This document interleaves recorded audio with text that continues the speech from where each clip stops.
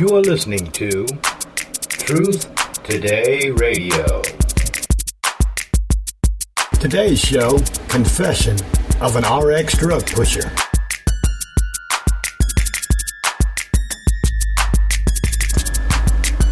This show is sponsored by USI Graphics Design, Media Explosion 2006, and Spotlight HQ.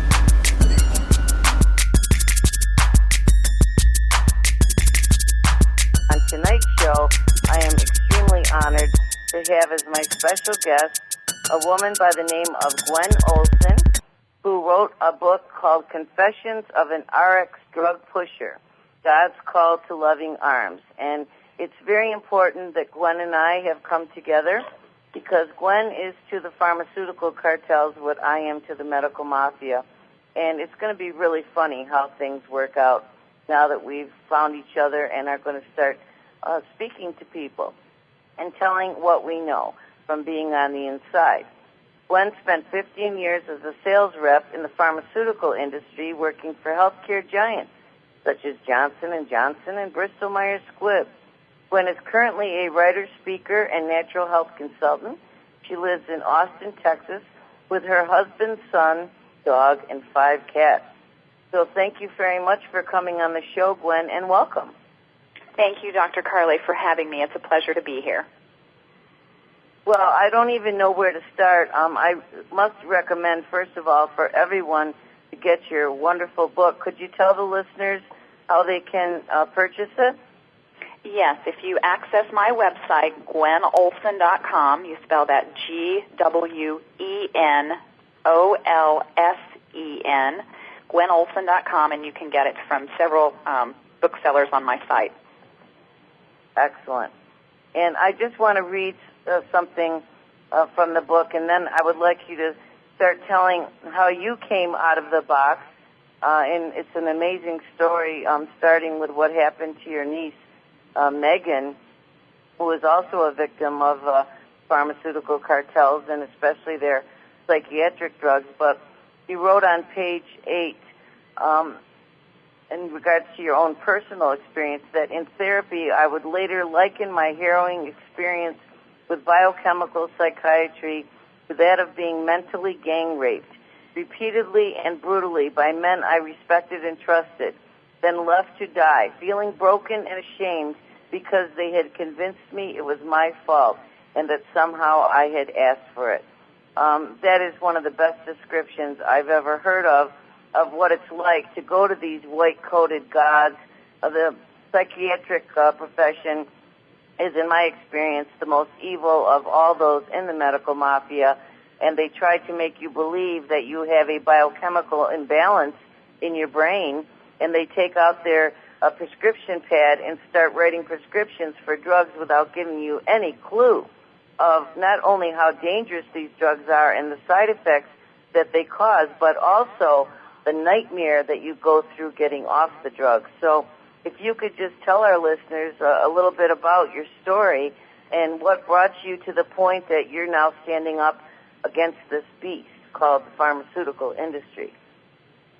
Well, I would be happy to do so, and I can't agree with you more. I do believe that the psychiatric industry is evil, and I do believe that they are intentionally harming people.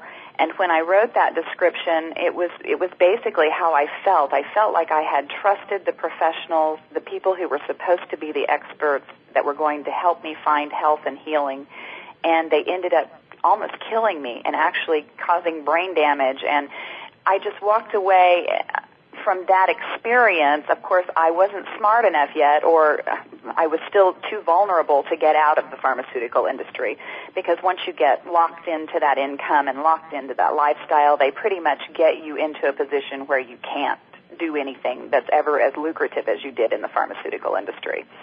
And so I really didn't leave after my experience. What had happened to me was I had been going through a divorce, and I was 33 years old. And I started to lose weight and was feeling despondent. Imagine that, because I'd been divorced for 7 years and was getting a divorce. And I'd never taken antidepressants, but my doctor told me that there was this wonderful antidepressant called Zoloft that had just been released, and he thought that I should try it. So long story short, I tried the antidepressant and immediately started to have an akathisia reaction. And you, of course, know what akathisia is, but for the listeners, akathisia is an internal state of unrest that is just, it's terrifying to the person that experiences it, and it's horrible, and it's a side effect that they also, that comes quite frequently with antipsychotic drugs as well as with these newer SSRIs and SNRI antidepressants. And anyway, I started to react, and I contacted my physician and told him what my experiences were, and he said, oh, well, that can't be happening to you because that's not in the package insert. That's not something that, occurs with Zoloft. And I had actually sold a drug called Haldol, which caused this very side effect. So I knew I had seen it from patients in mental institutions. I had seen it from patients in doctors' offices. I was very familiar with it, but yet I was told that I was delusional, that I was not having these symptoms with this drug. And they put me on 14 different antidepressants, one after the other, without any washout period, and basically made me a manic psychotic wreck. And if I hadn't been a chronic journaler, I wouldn't even know about a big portion of the events that transpired because I had no recollection, no memory of any of that. In fact, there's about a 6-month to 7-month period of time I have no recollection of anything that went on if I didn't document it by writing. So that experience told me that there was something horribly wrong with psychiatric drugs. And I started, backing away and telling people, don't take these antidepressants, you're going to find out there's something wrong with them, because my experience in the industry had been that from the day that I set foot in the industry, I started discovering that there was people minimizing the side effects of drug profiles. There were people that were actively covering up information about drugs and their dangers. And so I realized that it was probably only a short period of time before we were going to start finding out that, hey, these drugs cause things that people don't know about because they were newer, and that had been my experience. So I stayed in the industry, but kind of tried to get out by going part-time and working on a contractual basis with several different manufacturers, basically just being Vanna White in a suit kind of thing, dropping off samples and that sort of thing. But it took me a long time to transition out of the pharmaceutical industry and went into the natural health industry in 2000. But it wasn't until 2004, and actually the anniversary of my niece's death will be December the 2nd. It will be 3 years, that my niece, who was 20 years old, and she was a freshman in pre-med at Indiana University, was in a car accident. And when she was in a car accident, they placed her on Vicodin for pain. And, of course, she became addicted to the hydrocodone, and every time she would try to withdraw from the hydrocodone, she would become depressed. Now, imagine that as well, because that's a central nervous system depressant. That is something that every practitioner should be aware of, that if you withdraw a narcotic like that a person would become depressed. But what they actually did was prescribed an antidepressant for her. So she decided not to take the antidepressant, but because she was having so many side effects from the hydrocodone and couldn't sleep, she went to because she was sleepy all the time, she went to a health food store and bought some ephedra, a stimulant, to try to take in order to stay awake and counteract the effects of her drugs and study. And, of course, that caused a full-blown drug interaction. And she went into the hospital, and once she got into the hospital and it was in her medical records that she had seen the doctor and she'd been depressed, et cetera, and so forth, she got labeled as being bipolar. And once you're labeled with a major psychiatric disorder, as you well know, then you are screwed, because they're going to start forcibly drugging you whether you like it or not. And they did the same thing. Wait a minute. I have to ask a question. Didn't they take a history from her and find out that she had been on ephedra, and that would explain the alleged mania?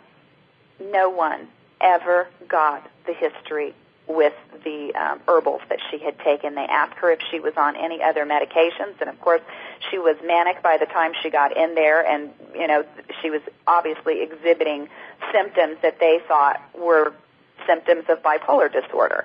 And no one ever discerned that she had taken ephedra. But that's okay. The problem, is there are so many people in our healthcare system involved in the treatment of one patient.